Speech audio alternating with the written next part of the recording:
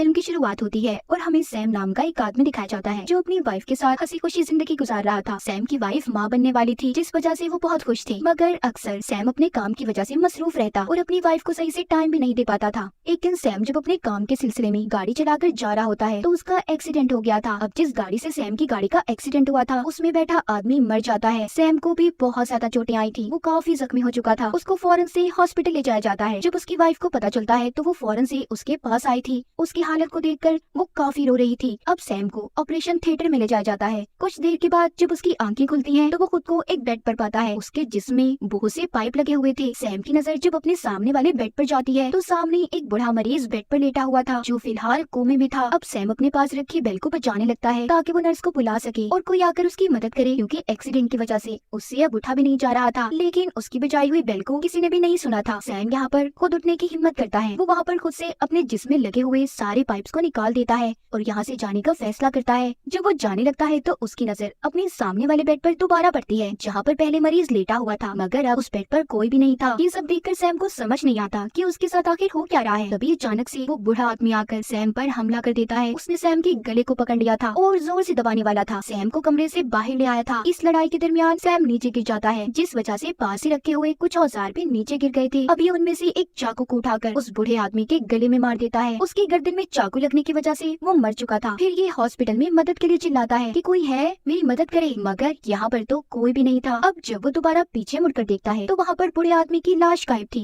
जिसको सैम ने मार दिया था। वो कमरे में देखता है तो बूढ़ा आदमी दोबारा से अपने बेड पर लेटा हुआ था और कोमा में था। सैम को कुछ समझ नहीं आ रहा था कि आखिर ये सब क्या है, इसीलिए अब वो यहाँ से जाने का फैसला करता है। वो जब अपने फोन को देखता है तो उसमें भी सिग्नल्स नहीं आ रहे थे। जब ये बाहर जाता है तो इसे एक नर्स मिलती है जो दिखने में थोड़ी अजीब थी। सैम उसको उस बूढ़े आदमी मरीज के बारे में बताता है जिसने इस पर हमला किया था। जब वो उसे अंदर लाकर बूढ़े आदमी को दिखाता है तो वो इस बार फिर से अपने बेड से गायब था और दोबारा से जब सैम नर्स की तरफ देखता है तो वो भी गायब हो चुकी थी। उसे कुछ समझ नहीं आता कि आखिर सब यहाँ पर चल क्या रहा है। वो अब यहाँ से लिफ्ट की तरफ जाता है ताकि वो नीचे जा सके, मगर वो जब अपने पीछे मुड़कर देखता है तो वो बूढ़ा मरीज फिर से सैम की तरफ देख रहा था और बहुत ही डरावनी अंदाज में उसकी तरफ भाग कर आता है। सैम जल्दी से लिफ्ट के दरवाजे को खोलता है और लिफ्ट के अंदर चला गया था। लिफ्ट का दरवाजा तो बंद हो गया था। सैम को ये लग रहा था कि उस बूढ़े आदमी से चलो उसकी जान छूट गई, मगर तभी उसे उस लिफ्ट की छत पर कुछ हलचल महसूस हो रही थी। जब वो ऊपर देखता है तो बूढ़ा आदमी लिफ्ट की छत पर था और अपना हाथ निकालकर सैम को पकड़ने की कोशिश करता है, लेकिन जल्दी सैम लिफ्ट से बाहर आ गया था। अब हमें कहानी में मोनिका नाम की एक लड़की दिखाई जाती है जो इसी हॉस्पिटल में अपनी सर्जरी करवाने आई हुई थी ताकि वो और ज्यादा खूबसूरत हो सके। डॉक्टर ने उसे बेहोश कर दिया था ताकि वो उसका ऑपरेशन कर सके। वो ऑपरेशन से पहले उसका चेकअप भी करते हैं, लेकिन अचानक से जब मोनिका की आंख खुलती है तो वो डॉक्टर्स को देखती है जिनकी शक्लें कुछ अजीब सी थी, इसीलिए वो बहुत ज्यादा डर गई थी। वो उन डॉक्टर्स की शक्लें देखकर बहुत ज्यादा घबरा जाती है। तभी डॉक्टर्स भी वहाँ से गायब हो गए थे। आखिर ये किस किस्म का हॉस्पिटल था, यहाँ पर सब क्या हो रहा था, ये हमें कहानी में आगे जाकर पता चलेगा। मोनिका वहाँ पर मदद के लिए चिल्लाती है। तभी उसके पास 3 लड़कियाँ आती हैं जिन्होंने नर्स वाले कपड़े पहने हुए थे। उनके नाखून बहुत बड़े थे और दिखने में वो काफी अजीब और खतरनाक लग रही थी। वो आकर मोनिका को पकड़कर फिर से स्ट्रेचर पर लिटा देती हैं। वो जब उनसे डरकर चीखें मार रही थी तो उसकी आवाज सुनकर सैम अब अंदर आता है जो अपने साथ एक हथियार लाया था, मगर एक लड़की नर्स उस पर उल्टा हमला कर देती है। उसने उसे चाकू मार दिया था। चाकू लगने की वजह से सैम के पेट से अब खून आने लगा था। सैम भी उस लड़की पर हमला करता है। ये देखकर बाकी की 2 लड़कियां भी सैम को मारने के लिए आगे बढ़ रही थी, लेकिन उसने बड़ी ही बहादुरी से उनका मुकाबला किया और मोनिका से कहता है कि जल्दी से उठो। वो किसी तरह उन तीनों लड़कियों को वहीं पर ऑपरेशन थिएटर में बंद करके मोनिका को लेकर निकल जाता है। मोनिका उससे पूछती है कि आखिर ये सब क्या हो रहा है। सैम कहता है मैं खुद भी नहीं जानता इस बारे में, मुझे बस इतना याद है कि मेरा ऑपरेशन हो रहा था और जब मेरी आंखें खुली तो मैं वेंटिलेशन पर था। मुझे भी कुछ याद नहीं है कि मेरे साथ आखिर हुआ क्या था। सब बातें सुनकर मोनिका भी कहती है मेरा भी ऑपरेशन चल रहा था और जब मेरी आंख खुली तो मैंने खुद को इस अजीब जगह पर पाया। फिर बाहर निकलकर सैम अब अपनी वाइफ को कॉल करने की कोशिश करता है, मगर रिसेप्शन का फोन भी खराब था। तभी उसकी नजर वहाँ पर पड़े नक्शे पर पड़ती है जो इस हॉस्पिटल का था, जिसमें नीचे बेसमेंट बनी हुई थी और ऊपर की तरफ छत। अब इन्हें ये फैसला करना था कि आखिर ये अपनी जान बचाकर कहाँ जा सकते हैं। जब ये दोनों इस जगह से जाने लगते हैं तो इन्हें चीखों की आवाजें सुनाई दी थी। जब ये कमरे के अंदर जाकर देखते हैं तो एक लड़का जिसको हथकड़ियों से बांधा हुआ था वो लेटा हुआ चिल्ला रहा था। मोनिका सैम से कहती है मुझे लगता है ये कोई मुजरिम है, इसीलिए हमें इसकी मदद नहीं करनी चाहिए। देखो इसके हाथों पर हथकड़ी है। मगर सैम कहता है नहीं, मुझे लगता है कि यहाँ पर हम सिर्फ तीनों ही मौजूद हैं, हमें इसकी मदद करनी चाहिए। वो उस लड़के को खोल देता है। वो लड़का भी नहीं बताता है कि मैं चोर नहीं हूँ, मुझे चोर समझकर पुलिस वाले ने गोली चला दी और मेरा इलाज चल रहा था हॉस्पिटल में। मगर जब मुझे होश आया तो मैंने खुद को इस हालत में देखा। अब ये तीनों मिलकर जब यहाँ से बाहर जाते हैं तो सामने इन्हें फिर से वही तीनों लड़कियां खड़ी दिखाई देती हैं जिनके हाथ में अब चाकू थे और वो इनकी तरफ ही बढ़ रही थी। सैम मोनिका और उस लड़के से सीढ़ियों की तरफ जाने का कहता है और खुद उसने वहाँ के दरवाजे को बंद कर लिया था। वो कहता है कि तुम नीचे उतरो, मैं पीछे आ रहा हूँ। अब जब वो खुद नीचे उतरने लगता है तो वो दोनों को देखता है, वो गायब हो गए थे और नीचे बहुत धुआं था। उसकी नजर नीचे एक दरवाजे पर पड़ती है जहाँ से लाल रंग की रोशनी बाहर आ रही थी। जब सैम नीचे उतरने लगता है तो पीछे से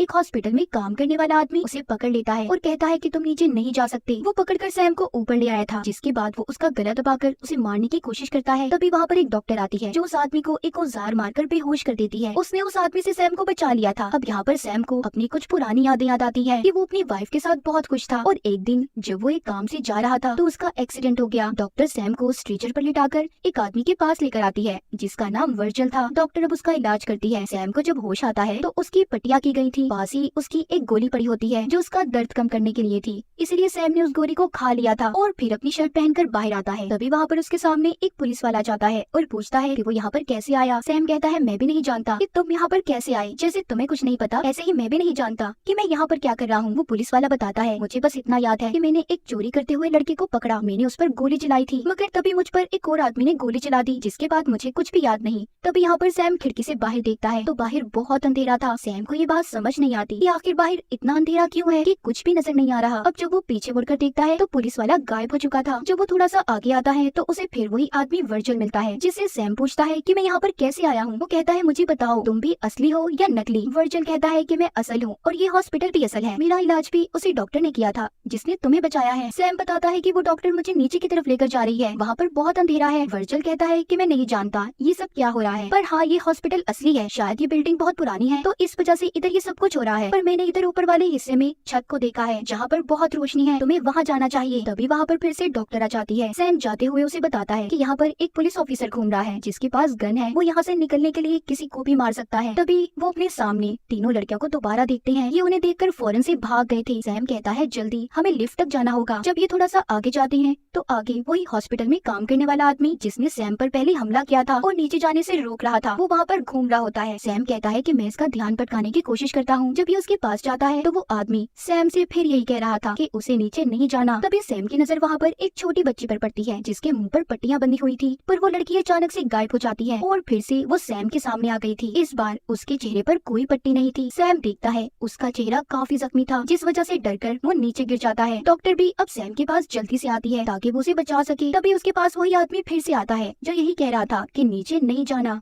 आखिर क्या राज था नीचे का। यहाँ पर वर्जल जब उस आदमी का ध्यान अपनी तरफ करने की कोशिश करता है, वो बस की तरफ बढ़ रहा था। वर्जल सैम और डॉक्टर से यहाँ से जाने का कहता है ताकि उनकी जान बच सके, लेकिन वो आदमी लिफ्ट में भी आ गया था और डॉक्टर को पकड़कर अपने साथ ले जाता है, जिस वजह से सैम अब बिल्कुल अकेला पड़ चुका था। सैम को फिर से लिफ्ट के ऊपर से आवाज आती है। उसे लग रहा था कि शायद फिर से वो कोमा वाला बूढ़ा आदमी मरीज लिफ्ट के ऊपर है, इसीलिए वो डरकर लिफ्ट से बाहर आ गया था। सैम अब ऊपर आ चुका था जहाँ पर उसे मोनिका मिलती है। वो उससे कहता है कि हमें जल्दी ऊपर की तरफ जाना होगा। वो बाहर खिड़की से देखता है तो अब भी अंधेरा ही था। अब जब ये ऊपर जाने के लिए दोबारा से लिफ्ट की तरफ बढ़ते हैं तो लिफ्ट से उस आदमी का कटा हुआ सर निकलता है जो सैम को नीचे जाने से मना कर रहा था। पीछे एक डॉक्टर खड़ी थी, वो कहती है कि मैंने इसे मार दिया। अब ये जब तीनों यहाँ से जाने लगते हैं तो वहाँ पर दोबारा से पुलिस वाला जाता है जो खिड़की को तोड़ने की कोशिश कर रहा था, क्योंकि वो किसी भी कीमत पर यहाँ से बाहर निकलना चाहता था, मगर खिड़की टूटने का नाम ही नहीं ले रही थी। तभी इधर वो लड़का भी आ जाता है जिसको हथकड़ी लगी हुई थी और सैम ने इसे बचाया था। पुलिस वाला उस लड़के पर गन कर लेता है, कहता है कि तुम तो चोर हो ना। लड़का कहता है मैंने आपको पहले भी कहा था कि मैं चोर नहीं हूँ। यानी कि पुलिस वाले ने जो कहानी सैम को सुनाई थी कि उसने एक चोर पर गोली चलाई तो वो चोर यही लड़का था, मगर यहाँ पर फिर से वो पुलिस वाला किसी की भी बात सुनने को तैयार नहीं था। वो उस लड़के पर गोली चला देता है, उसने उसे मार दिया था। सब देखकर काफी हैरान होते हैं कि उसने ऐसा क्यों किया। पुलिस वाला कहता है कि मैं सबको मार दूंगा पर यहाँ से बाहर जरूर जाऊंगा। जब ये दोबारा से लिफ्ट के पास जाते हैं तो वहाँ से अब उस आदमी का सर गायब था जिसको भी डॉक्टर ने मारा था, लेकिन अचानक से तभी वहाँ पर कोई चीज पुलिस वाले पर हमला कर देती है। उस चीज ने उसे अपनी तरफ खींच लिया था। लिफ्ट का दरवाजा भी बंद हो जाता है। ये देखकर सैम, मोनिका और डॉक्टर यहाँ से भागने लगते हैं। मोनिका अब सैम से कहती है कि मुझे लगता है ये हेल दोजख है जहाँ पर हम फंस चुके हैं, हम यहाँ पर मर जाएंगे। सैम वो कहता है नहीं तुम क्यों परेशान हो, हम यहाँ से जरूर निकलेंगे। जब ये आगे जाते हैं तो इन्हें अपने सामने एक मुर्दा खाना दिखाई देता है जहाँ पर बहुत सी लाशों को रखा गया था। जब ये अंदर जाते हैं तो अंदर वो सभी लाशें दोबारा जिंदा हो गई थी, उठकर खड़ी हो जाती हैं। ये सब वो नजारा देखकर बहुत डर चुके थे। तभी वहाँ पर दोबारा से पुलिस वाला जाता है, जिसने इनकी तरफ गन कर ली थी और इन्हें अपने साथ चलने का कहता है। जब भी उसके साथ जा रहे थे तो वही लड़का जिसको भी कुछ देर पहले पुलिस वाले ने मारा था वो जिंदा हो जाता है और आकर एक चाकू से उसने पुलिस वाले पर हमला कर दिया था, मगर पुलिस वाले ने फिर से गोली चलाकर उस लड़के को मार दिया। तभी नीचे बेसमेंट से जहाँ से सैम ने लाल रोशनी को देखा था भी कोई ताकत पुलिस वाले को उस जगह पर खींचकर अपने साथ ले जाती है। सैम को डॉक्टर वहाँ पर यही कह रही थी कि तुम मेरे साथ नीचे बेसमेंट में चलो, मगर सैम ने उसे मना कर दिया था। कहता है नहीं, मैं ऊपर जाऊंगा जहाँ पर मैंने रोशनी को देखा है। तभी मोनिका को भी कोई ताकत खींचकर अपने साथ ले जाती है। सैम अब लिफ्ट के अंदर आता है जहाँ पर उसे वर्जल मिलता है। जब ये ऊपर आती है तो इन्हें बच्चों का कमरा मिलता है जहाँ पर पैदा हुए बच्चों को रखा जाता था। वहाँ पर सैम अपनी वाइफ और बच्चे को भी देखता है, मगर ये सिर्फ उसका ही ख्याल था। तो अब हमें पता चलेगा ये जगह क्या थी और यहाँ पर ये सब कुछ क्यों हो रहा था। यहाँ पर आकर वर्जल बताता है कि ये जगह ऐसी जगह है जहाँ पर मरने के बाद इंसान की आत्मा कैद हो जाती है। उस आत्मा को इस बात का खुद फैसला करना होता है कि वो नीचे हेल दोज़ख में जाएगी या फिर ऊपर हेवन जन्नत में। सैम पूछता है कि तुम कौन हो। वर्जल बताता है कि मैं गाइड हूँ, मैं अच्छे लोगों को हेवन में भेजने का काम करता हूँ और वो जो डॉक्टर है वो बुरी गाइड है जो अपने साथ लोगों को हेल जहन्नुम में लेकर जाना चाहती है। सैम को यहाँ पर पता चलता है कि वो अब मर चुका है और उसके साथ अब तक जितने भी लोग थे सब मरे हुए थे। मोनिका, वो लड़का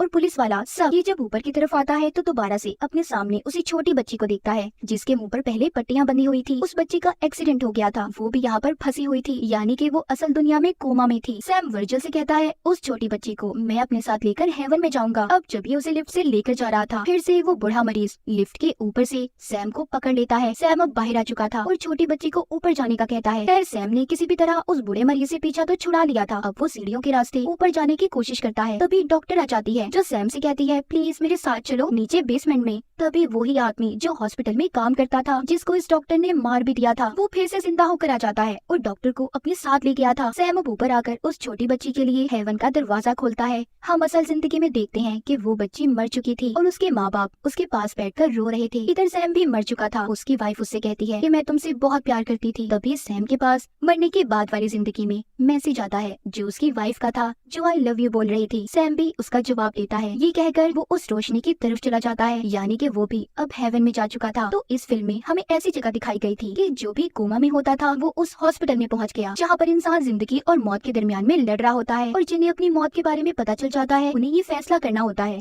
कि उसे हेल दोज़ख में जाना है या हेवन जन्नत में। और वहाँ पर कुछ लोग और गाइड्स भी थे जो इन्हें फोर्स करते हैं कि उन्हें हेल में जाना है या जन्नत में। जैसे कि वर्जल एक अच्छा आदमी था, एक अच्छा गाइड, वो आत्माओं को हेवन में भेजना चाहता था और जो डॉक्टर थी वो हेल में ले जाती थी, वो बुरी थी। वहाँ पर जो 3 लड़कियाँ थी उनका काम उन आत्माओं को दर्द देना था जिन्होंने जिंदगी में कुछ भी गलत काम किया हो। और वो आदमी जो बार बार सैम को ये कहता था कि नीचे मत जाना, वो भी आत्माओं को सही रास्ता दिखाने का काम किया करता था। तो ये कहानी कुछ अलग तरह की थी और इसी के साथ इस फिल्म की कहानी यहीं पर खत्म हो जाती है।